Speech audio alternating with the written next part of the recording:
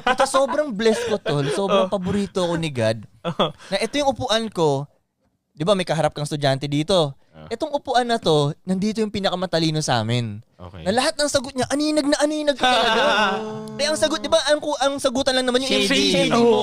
Ay, putang ina. Kaso, dahil matalino siya, nauna na siya sa papel. Iba na yung papel niya.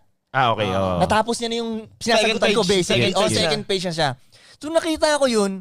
At sinulat ko na, nilista ko na ng lahat ng Second A, B, page. C, ganyan. Nilista ko lahat talagang ganyan. So, itong first page ko, Wala pa. wala na. Bagsak na, di ba? Bigay na. Pero mula nung second hanggang pataas, Nahabol mo. pareho kami nagsagot. Pasado ako.